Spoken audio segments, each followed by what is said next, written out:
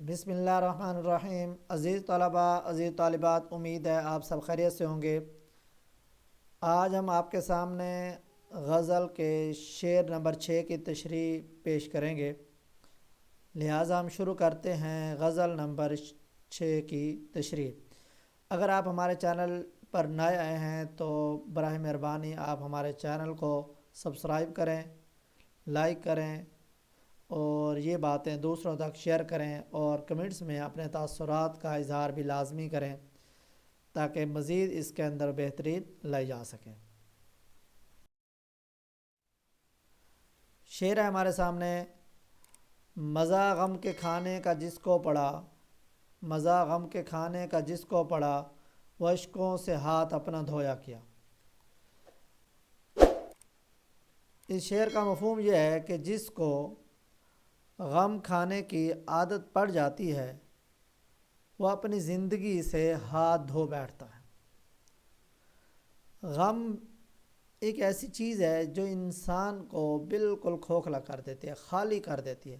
جس طرح دیمک جو ہے لکڑی کے اندر گھس جاتی ہے اور وہ اس وقت تک نہیں نکلتی جب تک لکڑی بالکل ختم نہیں ہو جاتی، اور غم بھی ایسے ہے کہ جس کو لاحق ہو جاتا ہے تو وہ زندگی بھر اسی میں ہی لگا رہتا ہے۔ اب اس شعر کی تشریح دیکھیں۔ اس شعر میں شاعر نے بتایا کہ جن کو غم کھانے کی عادت پڑ گئی ہے وہ اس قدر روتے ہیں کہ آنکھوں سے بھی ہاتھ دھو بیٹھتے ہیں۔ رونا، ہر وقت رونا، ہر وقت رونا۔ غم جو ہے جس انسان کو لگ جاتا ہے، بہت سارے واقعات، حالات ایسے ہیں کہ جس کو غم لگ جاتا ہے وہ انسان آہستہ آہستہ ختم ہو جاتا ہے۔ محبوب سے ملنے والے دکھ اتنے زیادہ ہیں، چونکہ یہ غزل ہے تو غزل کے اندر محبوب کی طرف سے جو ملنے والے دکھ اور غم تھے وہ اتنے زیادہ تھے کہ سکون ختم ہو چکا۔ زندگی میں مسائل اس قدر بڑھ چکے ہیں کہ آنسو بہا بہا کر آنسو ختم ہوتے دکھائی دیتے ہیں۔ شاعر رو رو کر آنسو تو کیا اپنی زندگی سے ہاتھ دھو بیٹھتا۔ جیسا کہ کسی شاعر نے کہا، رونے پہ آ جائیں تو دریا بہا دیں، رونے پہ آ جائیں تو دریا بہا دیں، شبنم کی طرح ہم کو رونا نہیں آتا۔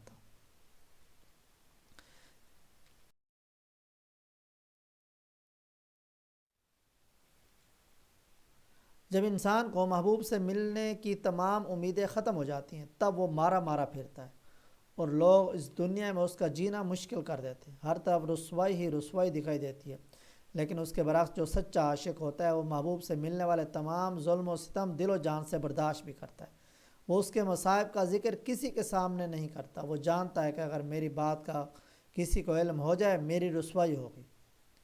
شاعر نے بھی یہی بتایا کہ ہم محبت میں اس قدر روتے ہیں کہ آنسوں سے بھی ہاتھ دھو بیٹھتے ہیں، یعنی ہم روتے رہتے ہیں ہر وقت غم میں خود مبتلا، یعنی دوسرے کو بتانے کی بجائے ہم خود جو ہے اپنے آپ کو جو ہے وہ غم میں رکھتے ہیں۔